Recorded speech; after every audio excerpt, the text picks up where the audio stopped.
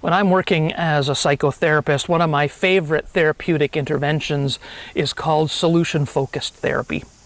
There are a number of reasons I like it, but my favorite part of it is asking what is called the miracle question. After setting up the question, you ask your client, so if you woke up tomorrow morning after a good night's sleep, but unknown to you, at some point during the night while you were sleeping, a miracle happened. And now that you're awake the following day, something exciting has happened. Right? The very problem that brought you here to me today is no longer there. So imagine if that miracle happened, what your day would be like. How would it be different than it is today? There's a very similar question that's often used with individuals or with groups when you're doing some visioning work with them. You could ask them, if you knew that you couldn't fail, what is the one thing that you would do, knowing that you couldn't fail? Right? It's very similar to that miracle question, that miracle that there's no possibility of failure or that your biggest problem is gone.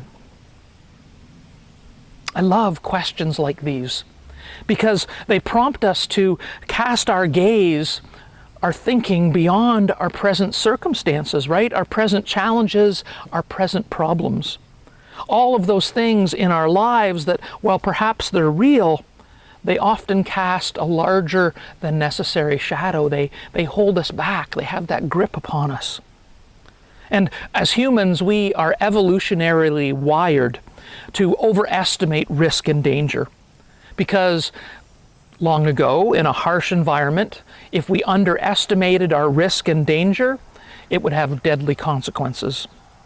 So one might argue, though, that because of evolution and where we're at now, in our relatively civilized world, this ability or this nature of ours to overestimate, it holds us back. It doesn't allow us to grab hold of some of the possibilities that are around us. Of course, you have to ask this question at the right time, of course, for it to do its work. When you've just come out of a difficult or harmful environment, when you don't have the resources to imagine a future, it's a hard question to answer.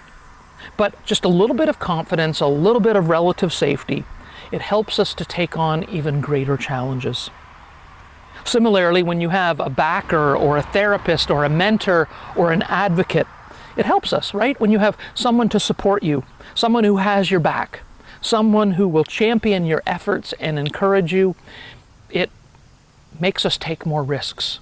It allows us to jump out, right, and do something we might not have done.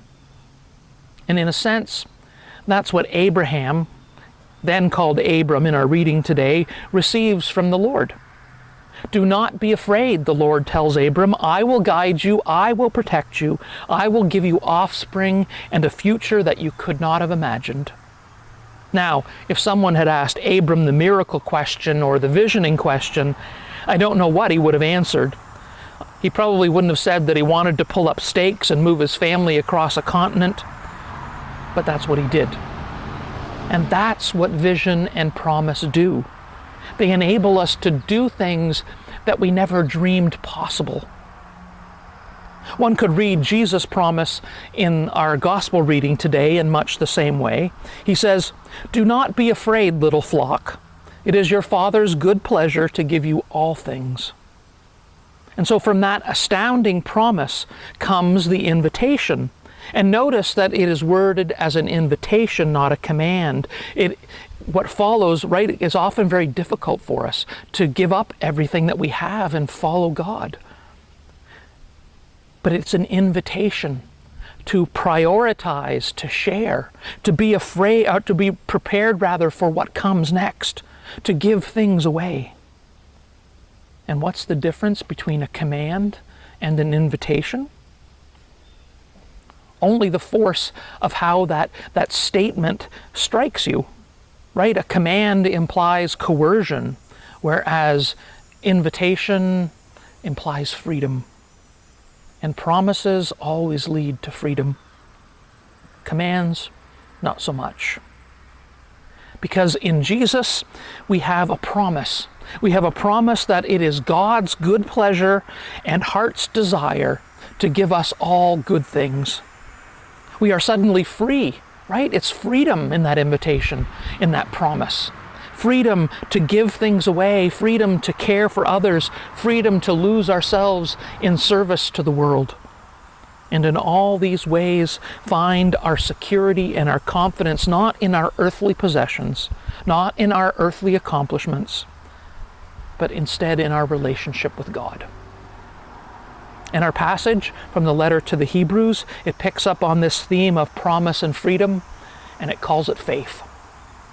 Chapter 11 of Hebrews is known as the Hall of Fame of Faith. It's an intricate, carefully structured, and sustained reflection in the whole chapter on the nature and function of faith, highlighting examples of faith from Israel's history. And the first 3 verses we hear today introduce the topic of faith. And in verse 1, we are told that faith is the assurance of things hoped for, the conviction of things not seen. The Greek word translated as assurance here, hypostasis, has a wide range of meanings. The word can mean something real or tangible or objective, in contrast to something illusory or intangible, something we can't see, something we can't get a hold of, something that's not really real. In this sense, hypostasis provides the basis or the actualization of hope, the assurance of things hoped for.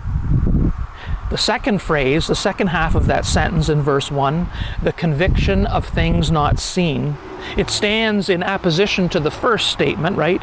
It repeats it and it expands upon it.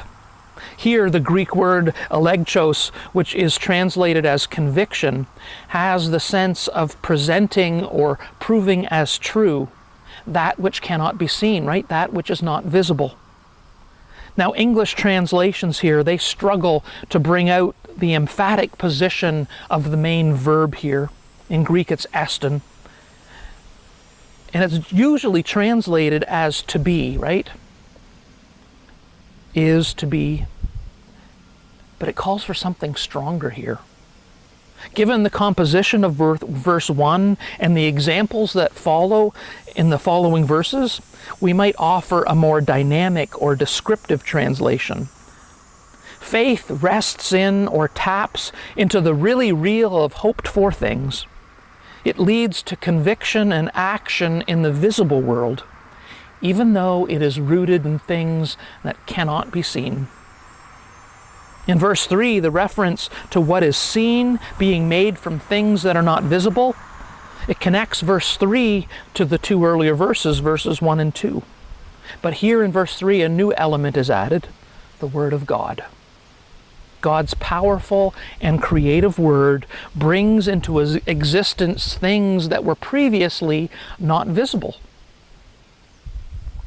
Faith is an orientation that leads to decisive action, even and especially when there is no tangible or visible support for that action. That's why we call it stepping out in faith. Faith is an orientation that leads to that decisive action.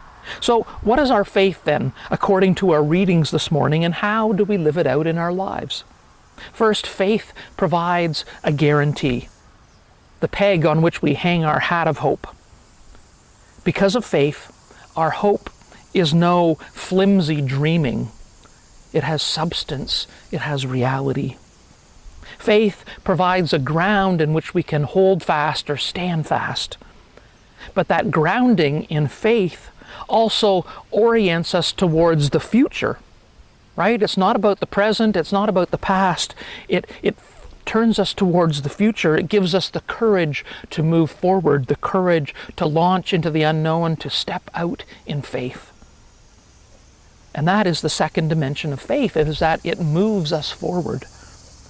The author of Hebrews does more than provide a definition, however. He skillfully calls to mind stories that clothe these 2 dimensions of faithfulness. To know fully what faithfulness is, we must remember the stories, the examples. And even though our lectionary reading skips over it, our author in Hebrews tells us about Abel and Enoch and Noah.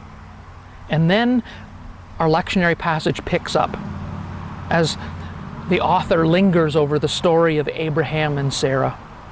And so in the lives of this couple, both dimensions of faith shine forth, right? The place to hang our hat, the hope that is in faith, and the forward-moving nature of faith, that call to action. It shows us that faithfulness requires both holding fast and moving forward. First, faithfulness is holding fast to the promises of God, and God had promised Sarah and Abraham countless descendants and a land that God would reveal to them.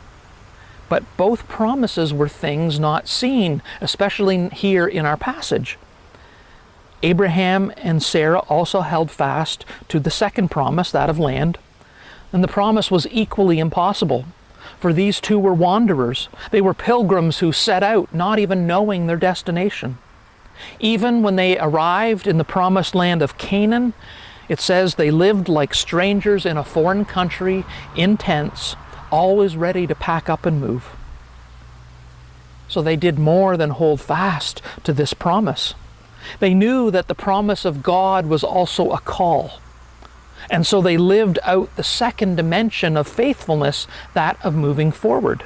They lived in tents because they knew that they were ultimately not called to the land of Canaan. It was not their final destination. This journey was part of their obedience, but Canaan was not their home. They were looking for another city, a city with the foundations not made by hand, whose architect and builder were God. They did not receive that promise in their lifetime, the second promise. They only saw that promise on the horizon, beckoning them, calling them forward to move forward on their journey. But because they experienced the promise as a call, they held fast to the promises of God and they moved forward in response to God's call. They knew that faithfulness is a form of courage that launches us out into the unknown. It moves us into a future with God, knowing that the future is safe in God's hands, right? There's that peg for the hat of hope. So how do we measure up with respect to these two dimensions of faith? Well, some of us find it easy to hold fast. We know the stories of the Bible, the stories of our congregations, the stories of our parents and grandparents, stories of faithfulness and sacrifice. And these stories matter because the stories we tell and the stories that we live out on our own give us our bearings. They help us work out where we stand. They help us understand who we are and what we ought to do. But people that are firm and fast in their faith, they sometimes find it hard to move forward into the future. Because as people, as humans, we're not awfully fond of tents, and we travel with a lot of baggage. Other of us might have a little trouble, or rather others of us have very little trouble moving forward, right? We're always on the go, always seeking new things. We like to camp, we like to travel light. We ask, where can we join with God? Right? What's God doing now? Where's He calling us to? We're impatient. We're people on the way, on the move, knowing that the future belongs to God, but sometimes we need help holding fast, learning the stories, learning the promise of God's faithfulness instead of always moving forward. We need to know about loyalty and endurance, things that persevere even when the path is rough and long. In short, we need each other because it's rare for us as humans to possess both of those qualities because they're often the opposite ends. I think one of the primary calls for the church today is to become a place where people are so rooted in the promise of God, of God's good pleasure, of our inherent self-worth and dignity, of our identity as God's beloved children, of that idea of our own self-worth and dignity, that as we look around the world around us, we see others and we see them as ourselves, that they are also beloved, that they are also deserving of self-worth and dignity and God's good pleasure. The question for us as Christians isn't finally about some form of fulfilling our own needs, but rather discovering that as we give ourselves away in relationship and in service, we find a deeper sense of self than we could imagine ever possible. Because we are born for community. We find a sense of self and meaning and purpose as we trust God's promises, as we move forward and give ourselves away in love. Our weekly worship is meant to be a place of affirmation and a reminder of God's blessing. It's that peg to hang our hat on, right? That hat of hope, that steadfastness. Week in and week out, we are here worshiping God as community. But then we are sent out. We are sent out into the world, to our homes and our workplaces, to our schools and our community, and we are sent in faith. We are sent with the belief and the conviction that God and this worshiping community, it has our backs. They are encouraging us to live into the challenges, to move forward, it's inviting us to dream and to strive and to build.